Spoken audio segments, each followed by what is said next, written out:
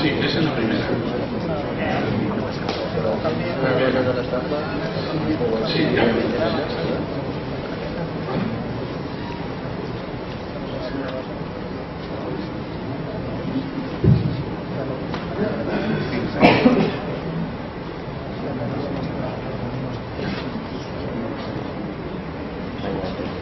A veure, això és una pintura que està treta de llibres i de revistes, La qualitat no és gaire bona. Això és una pintura, en principi, anònima. Està a Palos de la Frontera, el lloc no està concretat, però és una pintura una mica curiosa. A veure...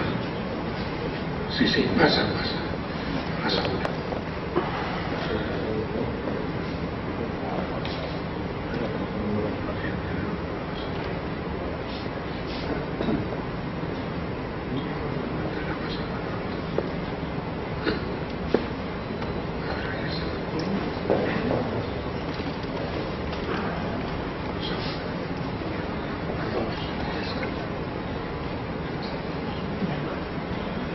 Aquesta és una imatge més sencera. Sí, és curiós el que és. De fet, els personatges ocupen només un terç del que és la pintura. I a més, es veu més a l'escenari, és més protagonista el que és l'escenari que no pas al text, a les persones, no?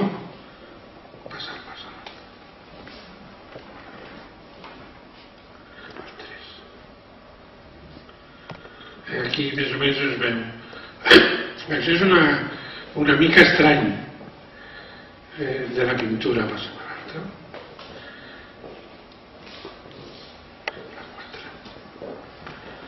A veure, surt un raig de llum de la finestra que incideix sobre aquest personatge que sembla que està llegint o ha llegit. Probablement el pintor el que volia dir que aquesta pintura s'ha de llegir, s'ha d'entendre, probablement. Passa a la 4. Sí. Aquest raig de llum té dues intensitats, una més forta, que més o menys està assenyalat aquí amb la ratlla, i l'altra ja és més feble, no? Què passa on està marcant la ratlla? Ampliarem això a veure què hi ha. Passem a 6. Sí. És això, aquesta part d'aquí està més ampliada.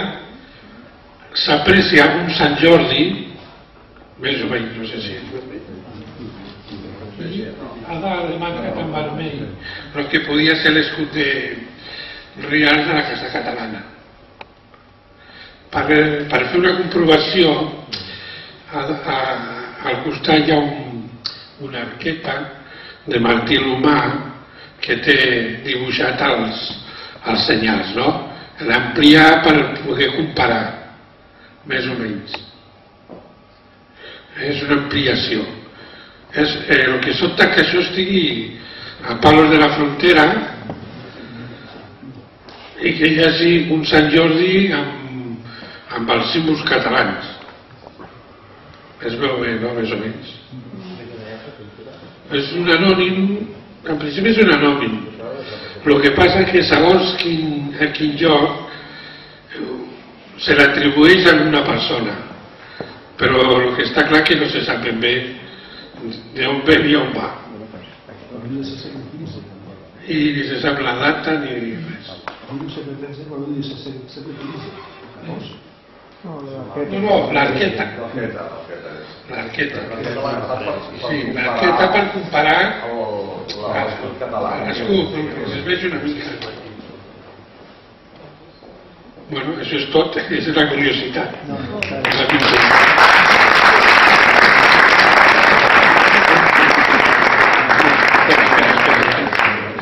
Hi ha una persona que és llicenciada en Història de l'Art i ell diu que l'escenari, el que seria la iglesia, no, podia ser un antic convent de Sant Sebastià que estava a Barcelona, que ara ja no el van ensorrar, que podria ser.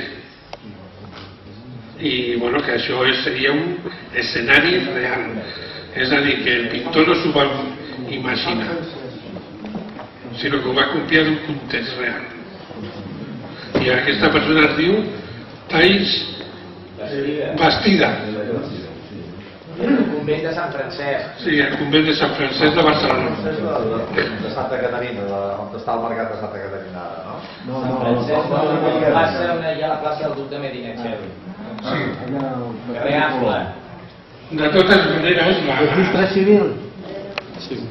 les alcaldes aquestes de la iglesia també s'assemblen a les de Sant Jordi de Poblet.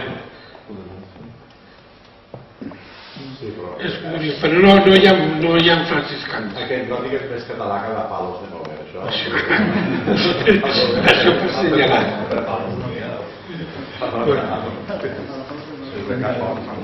On està la plantilla? Sí,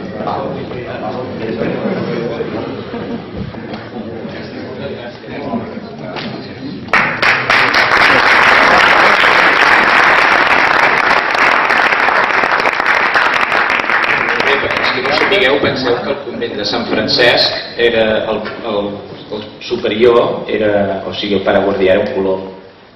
I també diuen que Colón fue al convento de San Francisco de no sé quin lloc de...